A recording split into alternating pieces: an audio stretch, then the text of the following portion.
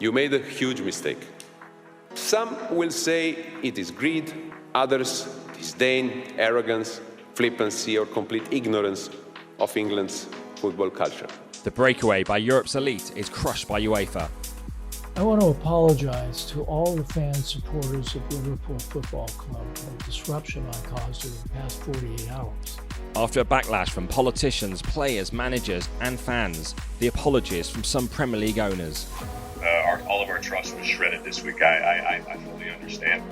On Sport Unlocked, the inside story of the collapse of the Super League inside 48 hours. Hello and welcome to the podcast, bringing you analysis and interviews on the week's sports news issues. And what an incredible week it has been. On a special Sport Unlocked on Monday, the Super League plan was still being pushed by the 12 Rebels, but the breakaway rapidly imploded amid the fury and protests as the 6 English participants withdrew. Time now to take stock on all the astonishing developments. I'm Rob Harris from the Associated Press, and alongside me as ever is Martyn Ziegler from the Times, and we have Tariq Panja from the New York Times. First, Martyn, what have you made of this week? Has it changed football forever? I say yes. I think this is going to be, history is going to look back on this as a very significant moment. Actually, when the rest of football suddenly said to the English Big Six and the elite of continental football enough is enough, and they flew too close to the sun, didn't they? And they crashed and burned spectacularly. They got to the sun fairly quickly, though, didn't they, Ziegs? It was in 2 days the whole thing imploded. You know, the sun, you would have thought a journey to the sun would take a bit longer than that. It's a remarkable collapse. And it started with the launch. I think it's fair to say now, it might have been dead on arrival, given the criticism that it received for 10 hours before the midnight launch, when all of Europe was asleep. This project that the people behind it said was a project to save European football, arrived at the dead of night when Europe was asleep. And that was just one of the missteps along the way. I haven't seen anything quite like this. Have you, Rob? Well, it was interesting that Florentino Perez was saying that one of the reasons needed to introduce the Super League was to attract younger audiences and to get the youth interested. And then his big pronouncements on it were hovering towards midnight Madrid time.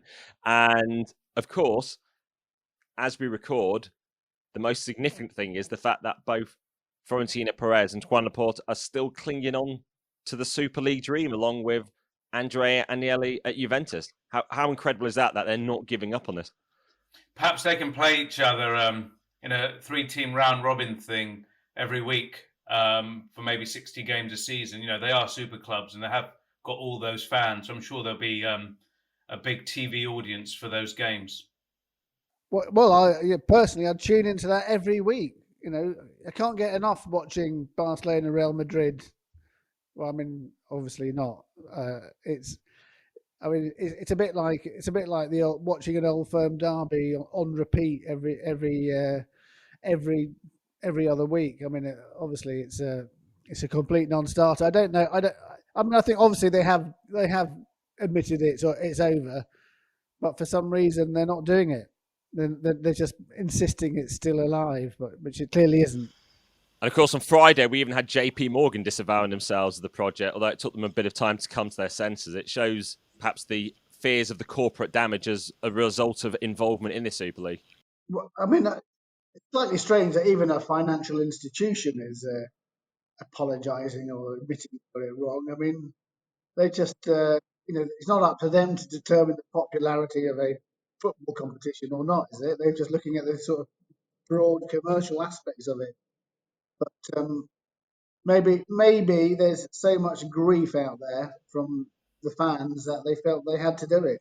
Also, I think this collapse has been so spectacular and so high profile, and their name has been attached to it. It's got to chief executive level.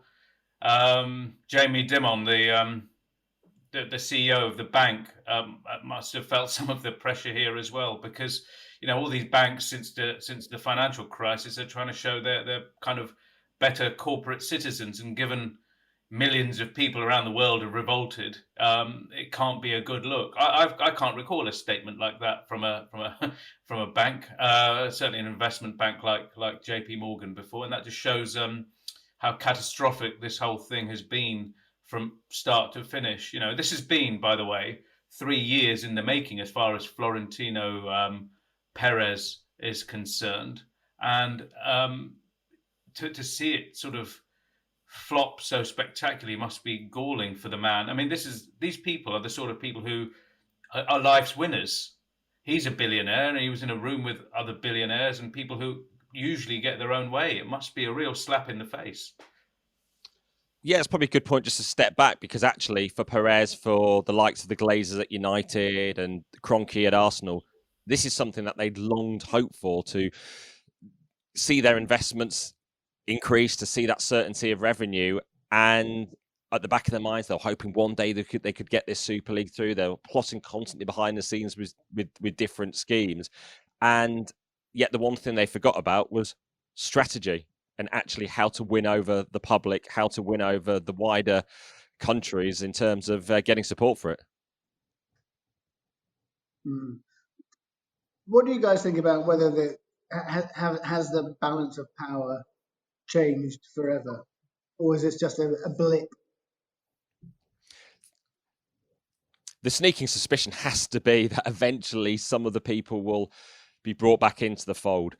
The pandemic has actually had a big influence on all this, because people aren't meeting face-to-face as usual. There are a lot more Zoom meetings, all these remote conversations, and it might actually help the peace process in the fact that they're not having to sit around the same table for some time in some places. Yes, the UEFA was meeting in person in part during this week, but yes, there are moves, particularly in the Premier League, to remove Ed Woodward and Tom Werner from the key broadcasting committees, and that seems to be the main one of the main things at the moment, is not to punish the clubs, the teams themselves on the pitch, but to ensure there's some sort of fallout and payback for for those who are plotting behind the scenes, the executives who are double dealing and acting so duplicitously in terms of plotting with this Super League. Because the one threat that the Big Six, in particular in England, had dangled over the Premier League was the threat of a breakaway. The bargaining chip they had every time was they'll go and split, and that secured, didn't it, more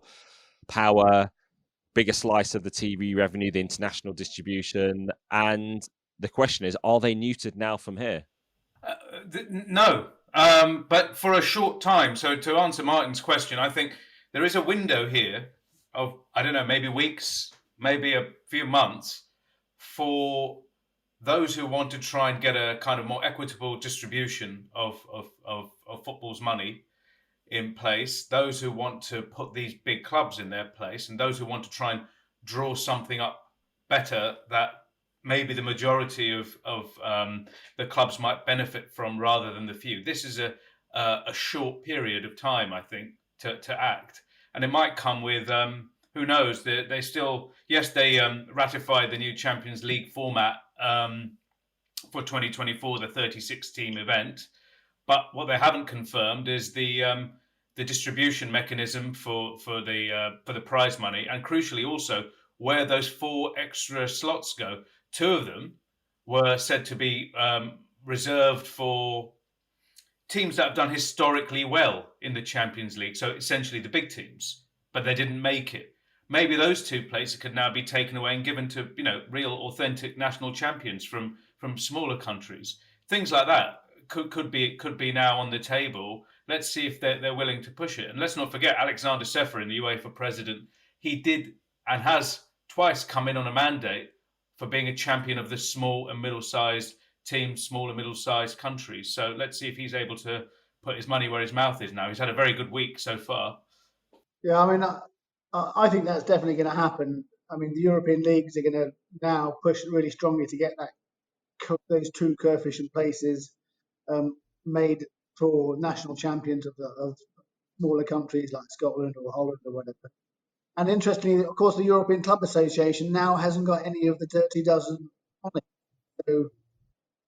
they may also get in behind this as well. And of course, the European Club Association hasn't got any of the dirty dozen on it any longer. They all resigned. So they may very well get behind this move to scrap the coefficient places as well. And if they do, then UEFA, I'm sure, would absolutely agree to it. And then it would be one of the most controversial aspects of the new look format would be put to bed. I suppose it's a reminder, actually, the fact that when Sheffield was elected in 2016, that was when there was another round of Super League threats, and that led to England, Italy, Spain, Germany getting the 4 guaranteed Champions League spots. So now they've deployed the Super League card and it's imploded. What bargaining chip do they have in future when inevitably we go through another round of Champions League cycle discussions? Well, it's going to be a long time before they get that back again, I think, personally, and rightly so. As we said in our last pod, I'm still quite bemused why the big six actually went into this. Because one thing that is now going to happen, I think, is that they are going to be financially, they are going to be in a much stronger position compared to Real Madrid and Barcelona and Juventus. And so it will be interesting to see what happens on that front, because the Spanish 2 teams are in such a financial pickle, aren't they? That when it comes to making these really big signings and getting the best players in the world, at the moment, in the future, to me, that's looking like that's going to be the Premier League, not PSG maybe, but not Real Madrid, not Barcelona, not Juventus, not unless they're going to somehow get some money from somewhere else. I mean, that's the incredible thing, the fact that the Premier League Big Six attached themselves to a Florentino Perez project, and some of his ramblings that we heard, or actually a lot of his ramblings that we heard on Spanish TV on Monday night, made you sort of question, how did they ever sort of think this was going to be a viable proposition, given they didn't have a coordinated strategy even to introduce it? Oh, that was the weird thing. The sense was that they were hurried into it a little bit. One, because Andrea Agnelli was in such an awkward position, given that he had to mislead the European Club Association that he was the president of, and he was about to sit on the UEFA Executive Committee on Monday that was going to ratify the Champions League. There was a kind of Agnelli anxiety, if you will, to get this done. But also there was a feeling that among some of them, that if UEFA announced the Champions League, that's a setback for them. So they wanted to kind of overshadow that big launch, and it hurried through. And, the final signatories, the final teams only arrived on Friday and Saturday. So it shows kind of, yes, it was 3 years in the making, but then this process. That said, they'd hired communications advisors for this for months. You have to wonder what they were doing in terms of winning hearts and minds, perhaps because this was also secret, they couldn't go out to lobby, etc. But it just seemed a total mess. And when they did, there's a sense that the focus was going to be on politicians rather than public and football people, because of the because of the political operative they hired to run the campaign. Yeah, Kate Perry, a former Downing Street advisor, someone who worked with Boris Johnson in the past, and they must have thought by hiring her it would be the keys to securing, if not political support, but ensuring there wasn't opposition. But actually, you saw from Boris Johnson, he adopted opposition to the Super League as a popular cause. He was riding the wave of fan support through the week, and ultimately helped to bring the whole project crashing down. And helpfully, it knocked off his own government's lobbying and cronyism scandals off the headlines. Yeah, I think we're going to see a lot of this sort of populist culture wars in future. Governments desperately trying to find out, because actually, from a sort of pure free market point of view, the government shouldn't really have intervened at all. I mean, the fact they did was obviously was a significant factor. But it did seem a bit like opportunism at the same time. Yeah, it sort of seemed like as if we might have had Jeremy Corbyn having won the election, the way it seemed, almost sort of threatening, sort of not quite nationalising football clubs, but certainly, on the road to sort of enforcing government fan control of them. Yeah, but it just seemed it was the words for the moment. Now this threat or this Super League has disappeared for now. I wonder how much of those promises are going to lead to anything substantial. Yes, there's going to be this fan-led review into many aspects. You mentioned maybe supporter-owned teams, more fan representation, other types of rules, etc. But it'd be interesting whether any of this actually leads to concrete measures, legislation, like I said, or it's going to be one of those, talking shops that we've become quite used to in this country. The Premier League did successfully get the government rallying behind them at the end of the previous week, just before the Super League plan became public, when they got word of it, and they were able to mobilise, get government backing, and also securing the public warnings against the Big Six potentially being sanctioned and even expulsion from the Premier League being mooted. And it seems that Richard Masters, as Premier League Chief Executive, successfully managed to mobilise and to mount this campaign that ultimately saw off the Super League threat. Martyn was talking about the Premier League now being in the box seat, and he's probably right, and the teams that are owned by oligarchs and sort of billionaires, sheikhs, etc. But isn't one of the reasons why this breakaway happened because of all of that? There is a sense that some of the owners of the teams were frustrated, and I think Alexander Seferin referred to it on Monday when he said Ed Woodward was all for it, but he wanted more action on financial fair play. Do you remember? I think he said that, didn't he, in the press conference? And I think that is one of the reasons, because if you look at the leaked documents of this Super League plan, the ones that were reported in January, a big component of that is this financial control, strong penalties, better oversight, etc., to kind of prevent, I guess, to coin an Arsene Wenger phrase, financial doping in the system. So now, perhaps it's up to UEFA, or if they get someone external, who knows, to maybe act on this, because there's been insane inflationary pressure on the game as a result of this. Now, if I'm a fan of PSG or Manchester City or Chelsea, I think it's been great. They've had really successful times. It's been really interesting, and Manchester City, there's been greater investment in Manchester, etc., and some feel-good factor for the people who support that team and maybe live near the stadium. But in terms of the general European football environment, the inflationary pressure has led to other teams spending at levels that aren't sustainable, and we're seeing that now. And I remember David Gold talking about financial fair play when it came into Premier League, and he said, I remember him saying, we need to be saved from ourselves. And I was like, well, no, because he was like, we're just going to spend the money. I was like, blimey, like a little bit of self-control, David, but it just seems that's not possible unless there is regulation. So maybe now everyone get their heads together and get some sort of serious regulation in place that can be policed and where action can be taken.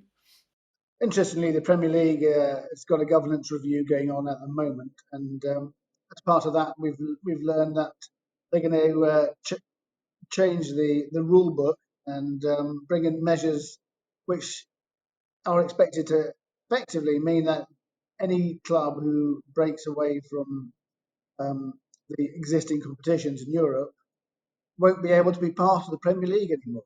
And so it'll, for once and for all, end this sort of threat that they've had. They've united the 14 clubs against the Big Six. There's a big new TV contract going to be go up for tender in the next few months. So I think any thoughts that the Big Six had of getting a bigger share of TV money from that has probably been dashed by this. So as we come to the end of the week, we've had various degrees of apologies from Manchester United, Manchester City, Liverpool, Arsenal and Tottenham. Chelsea were the first club where word first leaked out on Tuesday that they were going to withdraw from the project, although it took them until late on Friday night to issue a letter to supporters expressing regret, in their words, not an apology. And they were saying that they signed up because they didn't want to risk the club falling behind their closest rivals in competitive terms. And they said the reason for not engaging properly with supporters was because of confidentiality constraints and time restrictions. But at Manchester United, there was that open letter from Joel Glazer accepting they didn't acknowledge enough the joy that fans get and football gets from the promotion relegation open system. And now, of course, we've got the departure of the vice chairman, Ed Woodward, at some point. Yeah, I mean, interestingly, I think we all knew and as reported at various times that Ed Woodward has played a sort of fairly key role in developing the whole Super League breakaway concept. He was on the European Club Association. He was on the UEFA Club Competitions Committee, and he both of those last week he told the UEFA he had no problem with the new Champions League format proposals. And he was actually singled out by Alexander Sheffield as having sort of misled him. Now the sort of stories are emanating saying he resigned from Manchester United because he didn't support Super League proposals, which is slightly strange, to say the least. Because that resignation should have come on Sunday night if he really was so morally opposed to it, or on Monday when opposition was growing, and yet it didn't. It should have come years. I mean, Manchester United have been in this process among the longest. Yes, it's driven by Real Madrid and Florentino Perez, but Manchester. I mean, do you think Joel Glazer was the vice chairman of the Super League with Florentino Perez? It's his name. I mean, they've been involved from the very start. Ed, in fact, is asked about this at investor calls and says, we are involved in conversations around the future of European football, and presumably he meant this type of thing.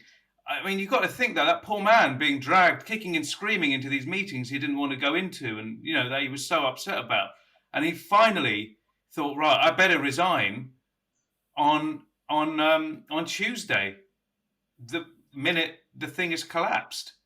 It just seems very strange, but at least I don't know. Perhaps yes. Perhaps there is.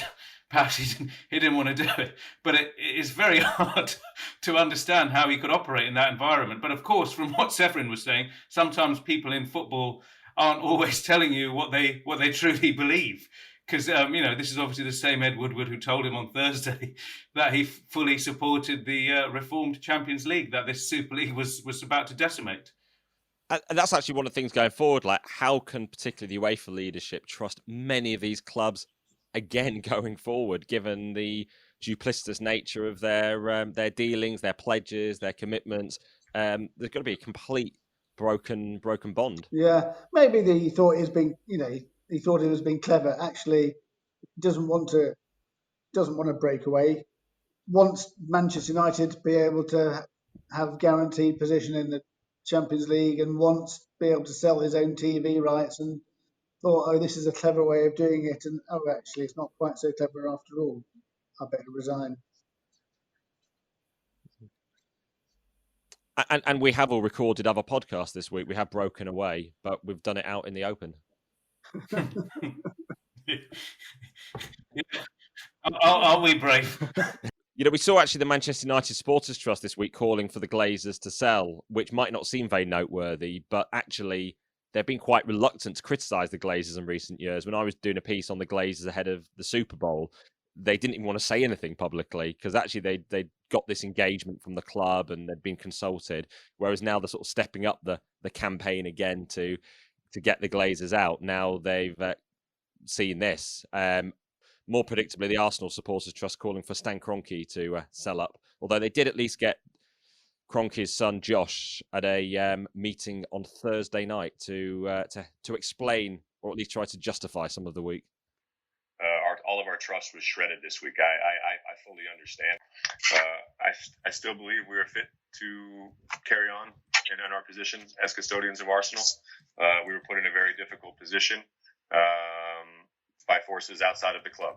And to go back to those original questions that we got wrong, those were the questions that we asked ourselves. And that's why I'm here on the call today to try to piece everything back together over time. I'm not asking for your trust immediately. We have the same plans for summer that we had several weeks ago. And I'm still excited about those. So I might be met with distrust. I might be met with skepticism. But over time, I hope to reestablish a relationship with our supporter groups and show them that we are capable of leading the club forward.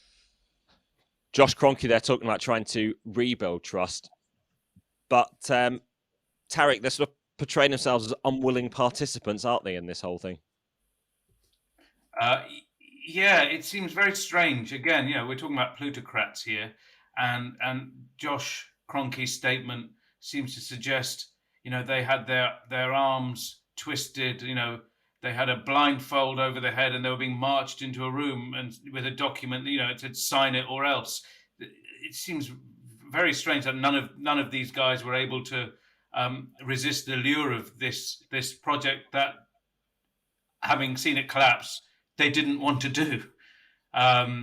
So we've had them, we've had Chelsea and Manchester City as well saying we simply had no option because, this train was leaving the station and they said either you're on it or you're not, but it's going to happen. But then let me ask you this. Bayern Munich seemed to avoid signing a contract, putting them in this competition, at least last weekend. I mean, there's rumours that there was a plan to sign them up at the end of the season, same for Borussia Dortmund, and Paris Saint-Germain also managed to avoid signing a contract. And of course, Paris, the conversation, right, is a little bit more complicated, guys. And I suppose they're in a stronger position, Bayern Munich and Paris Saint-Germain, to sit it out because they are the biggest clubs in their countries, the super club in their countries, whereas in England, obviously, it's an ever-changing sort of top order. And, they would always be welcome, wouldn't they? You'd think Paris Saint-Germain and Bayern Munich into the project. So, and PSG in particular successfully game plan this, and the fact that the chairman, Nasser Al-Khalifa, ends the week running the European Club Association. Yeah, also the guy who runs beIN Sport got some fairly valuable contracts with UEFA, haven't they? So that might be another factor in this. Tariq, there's been FSG come under a bit of pressure, haven't they? For Liverpool fans, by the looks of it. Yeah, enormously. But just to go back on PSG quickly as well, and beIN Sport.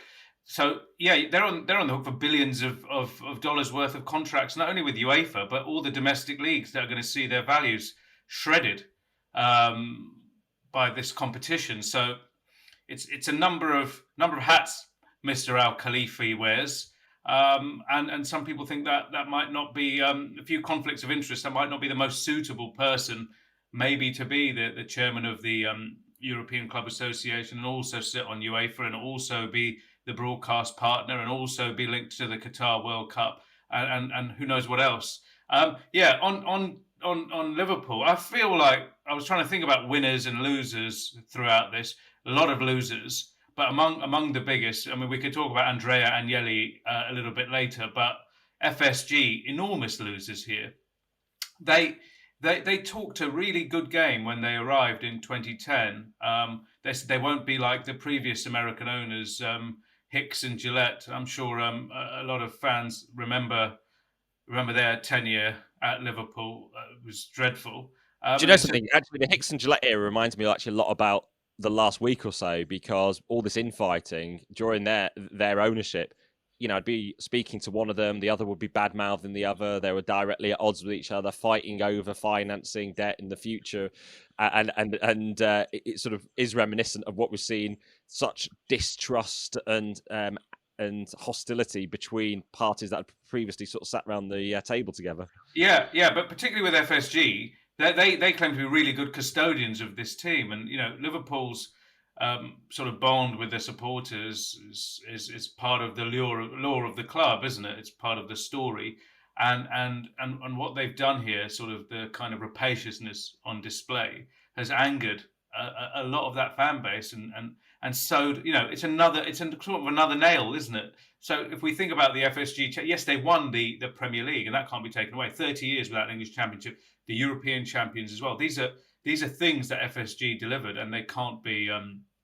easily brushed aside. Enormous success on the field, considering this team has struggled for so long. However, in terms of governance, etc., there's been some missteps. There's been the furlough. The furlough ticket issue, prices raised, the handling of the Luis Suarez racism case when the players all wore T-shirts and exactly, Project Big Picture as well. Manager. Yeah, and Project Big Picture as well. And I think some of the fan groups, some of the supporter groups have had enough. I think that there's a rupture in that relationship, and I don't know if it could be repaired, and if it does, it would take a really long time. That there was that video, Martyn, from John Henry. He appeared to be sat in what looked like a mortician's office or some type of funeral home where he apologised, and it may be apt because it was after the collapse and the death of this project. Well, that video message was posted by John Henry addressing Liverpool fans early on Wednesday morning. Let's take a listen of some of it. In this endeavor, I've let you down. Again, I'm sorry, and I alone am responsible for the unnecessary negativity brought forward over the past couple of days. It's something I won't forget and shows the power that fans have today and will rightly continue to have. John Henry talking there. Martyn, what did you make of it? The fact he said he kept on referring to LFC, I mean, that doesn't sound great, does it? In fact, after that, I remember Mark Lawrenson was talking about that and was just sort of like hitting his forehead, just thinking LFC. Everybody knows it's Liverpool. Why is he saying LFC? I know it's probably an Americanism, but it just shows this sort of disconnect from what fans actually feel. And he's not done himself many favours with that either, I'm afraid. And also, like many of the statements, there was no sense of what happens next. Trust has been broken. They've made mistakes, but there's been no gestures to try to rebuild it. I mean, I was just thinking, what could they do? And I'm not saying this is necessarily the thing they should implement, but you'd have thought one club might have just gone all out to sort of do something, I don't know, like reduce ticket prices for next season or something that would look like a big statement of intent, or introduce some sort of new fan engagement. Yeah, why not have a fan representative on the board, for example? That'd be a great idea, wouldn't it? Do we think any of the owners, having sort of pushed for so long to get this sort of breakaway closed competition, now they've failed, do we think they will actively look to sell? Do you think there's, particularly the Premier League clubs, there's actually still enough value within them and growth that actually it's more logical for them to sort of to hold on to the clubs? Or do you think they'll start to think, actually, we're never going to get this through now? Well, I think if they're clever, they will think we're going to be on the up now. Real Madrid, Barcelona, Juventus are going to be on the downhill path financially, and therefore their value should rise. On the other hand, they may just think, well, we're not going to get the sort of Super League billions, so we'll just cash in.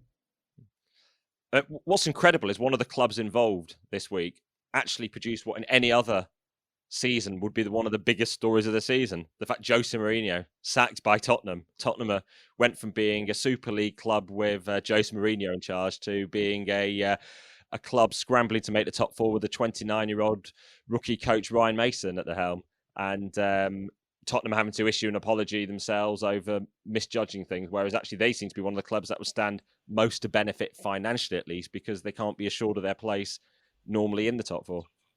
Yeah, I mean, it's funny, like the news cycle has been really, really odd. Yeah, Jose Mourinho, huge news, but again, almost a ticking time bomb this season. Sometimes people, when the Jose's end's coming, because he almost engineers it with some of his comments. He's picking enormous fights. We've seen it.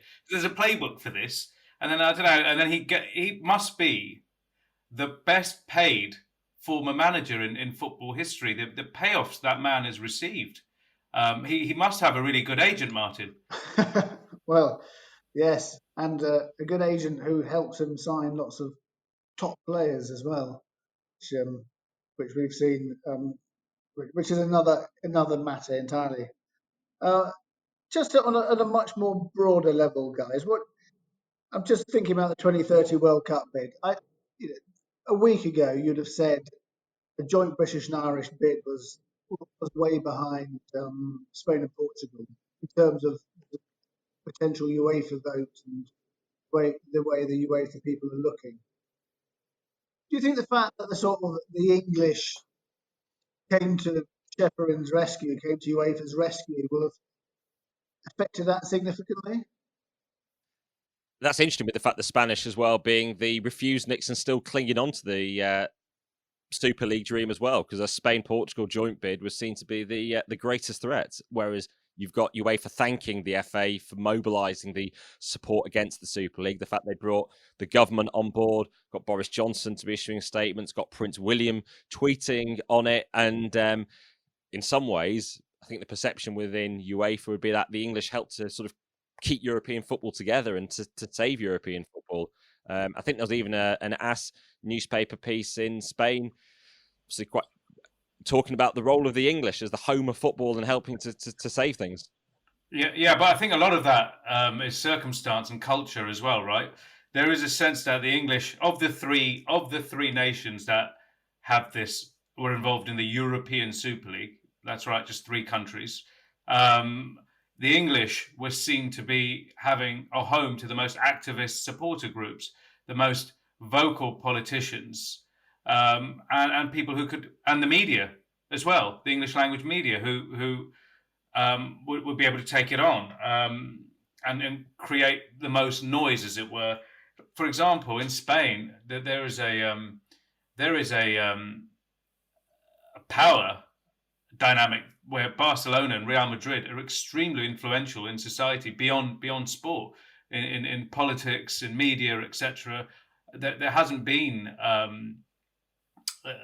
a sense that they could be taken on, and really there was a little bit of criticism there, including from maybe one or two of the bigger papers, but nothing like the kind of uprising. It was almost a national crisis in England, wasn't it? There was nothing, and UEFA knew that could happen. And I think in terms of their messaging, there's something, we wrote in a story this week that Ceferin changed his speech on Monday night for Congress because he spoke to a couple of the wobbly English teams. And there's a line, and he referred to them as well as gentlemen. Hold there, we can bring you exactly what Ceferin said in that address to the UEFA Congress on Tuesday.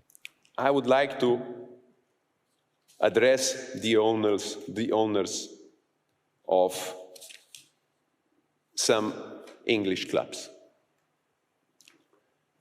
Gentlemen, you made a huge mistake.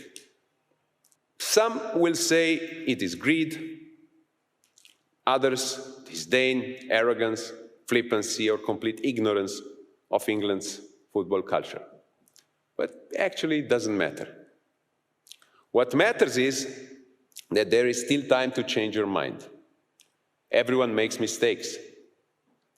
English fans deserve to have you correct your mistake. They deserve respect. Ceferin there, he changed his speech. He'd got wind that there were a couple of wobbly English teams. He'd spoken to them, and he sensed they wanted a way out. They got nervous by the reaction. And he delivered that by changing his speech. He addressed them directly and said, look, atone for your mistakes. You can come back. And that's exactly what they did. And then, there have been some comments, the statements released by clubs did mention mistakes, didn't they? To varying degrees they did from England, but they're all out of the European Club Association after quitting, aren't they? Now the 12, the dirty dozen have all quit the European Club Association. Do you think that's going to be a really big change there, or do you think they'll force their way back in almost immediately? I think it's interesting.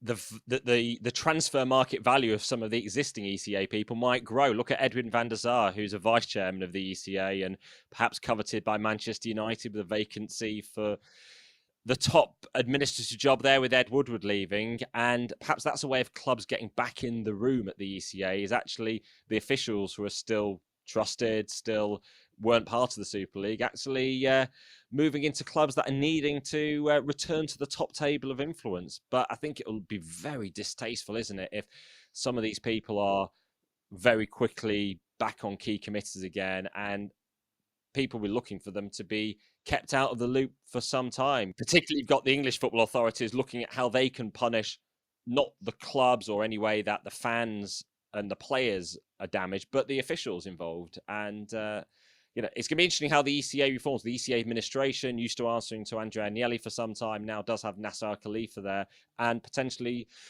diminished in its bargaining chips and lobbying in terms of the Champions League changes, which are still yet to be fully resolved for 2024. Right. And to be honest, my feeling on this is, and I've had it for a long time, I don't think the ECA worked in the first place. I think the big clubs were way too powerful within the ECA. The tensions between their needs and those of the middle and the major members or the rest of the members were clear. It seems like you almost need two groups, one for everyone else and one for the big teams, because their interests have never been aligned. Hence the mess we got into now. So you leave a few of the big teams in there. They're still going to have these demands, and it's impossible to think these 12 teams, if they're still part of European football, they're just going to be standing outside looking in through a glass. Eventually, you're going to have them in there. I think this ECA is broken, and I think it's now been taken over by UEFA in a way, with Nasser on board, great friend of UEFA, and it's a great victory for UEFA there. What it means for the clubs, I think time will tell. But I think as a concept, the ECA just is a shambles right now. I thought it was quite a good bit of colour, which I think you got in your you had an interview, didn't you, with Alexander Sheffield, I think, Tariq. I quite like the fact he decided to drive home despite his dad telling him that he needed to rest first, but he wanted to be back with his family. And then what was the first thing he did when he got back? He poured himself a double whiskey, settle the nerves, get some of that anger out of the system. Very good. So we've had this big battle. We know another battle is going to come along somewhere soon, whether it's with FIFA, UEFA. What's the next football war we're going to see? Could it be over the punishments that people face, or in a completely different direction? I think FIFA UEFA is still on, despite this momentary respite. You can already feel that now. Some of the people perhaps in Zurich feel that UEFA have got way too much praise for what happened. There is an argument, a case you can make for that, but even in that case, lesser of two evils, either the Super League or whatever UEFA did, and they say perhaps UEFA deserves the scrutiny for its conduct and actions, and I'm sure we'll be providing that. And what of Andrea Agnelli? Well, he's certainly come off worse than The Godfather Part 4, hasn't he? Being accused of being a snake and a liar by Sheffield, who is godfather to his daughter. This is the guy who had been, probably the most important person in European club football, head of the European Club Association, president of Juventus, really, really calling the shots, and been pushing UEFA really, really strongly. Now he's sort of, not only is his power base completely gone on a European level, I'm sure in Italian football it's massively diminished as well. Well, of course, a big moment for UEFA still to come this year kicks off in Italy, in Rome, June the 11th, the Euro 2020 tournament, the delayed one. And if this week wasn't busy enough for UEFA trying to resolve the Super League crisis, they also had to finalise the plans for the Euros. And it was all about settling on Friday the unresolved issues over hosts. Well, Munich got confirmed for all of its games, but Seville is now a new host. It's got all the games that Bilbao was due to have, all four going there. And also Dublin has lost its 4 games. Martyn, where did they go? Yeah, so the Dublin games, the 3 group games have gone to St. Petersburg and Russia. The English FA had put forward Newcastle, St. James's Park to host them, but that would have meant a completely new venue. So Wembley has got the last 16 match that was in Dublin. Dublin, of course, would, if a 2030 bid goes ahead for joint British and Irish bid, then obviously Dublin would have been a probable World Cup host city, or at least that's be part of the bid. So that's probably not a help when we're talking about that sort of thing. But on the Euros more widely, I mean, it's a big win for Russia, isn't it? They've got lots more games now, and Spain they've switched over. So Bilbao. No, and they have confirmed there will be 30% stadiums full in Seville. And Tariq, Russia getting more games at the Euros just at a time when they're meant to be under punishments for international competitions, at least, not to host any events. Yes. We were a long way from thinking they're a sporting pariah, seeing as what's happened. Last week, we talked about the Russian uniforms for the Olympics, which was supposed to kind of be a black mark, a scarlet letter for Russia, but it looks like pretty much a Russian flag will be on those uniforms. And this week, Russia is celebrating again with St. Petersburg getting those 3 extra matches. So with Wembley, St. Petersburg Stadium is also going to host 7 games. So they're the stadiums with the most matches. There was a curious article while we're talking about Russia in the German newspaper Süddeutsche Zeitung today, and it said that Vladimir Putin called Roman Abramovich and told him that being in the Super League, Chelsea being in the Super League, was not in Russia's interest. Of course, Gazprom is a big Champions League sponsor as well. But curious, I guess, just the timing. Who knows if there's any truth to the article? So Süddeutsche Zeitung is a established German newspaper, so I'm sure they know what they're talking about. None of us 3 have any of that reporting, it must be said. But it's curious that on the same day, St. Petersburg is a city that is the big winner with the 3 cities. Vladimir Putin's hometown, of course. And also talk about whether they'll sign the investment in the Super League as well. Martyn, did you hear any of those rumours? Yeah, there were some rumours around that, and the same newspaper has reported that the Saudis were backing that investment. However, actually, J.P. Morgan have insisted that wasn't the case, that there wasn't Saudi backing for that. So they've denied that story. We should point out. Well, that about wraps things up for episode 15 of Sport Unlocked. When we started this back in January, the first episode, the title is there, Will a Breakaway Super League be launched?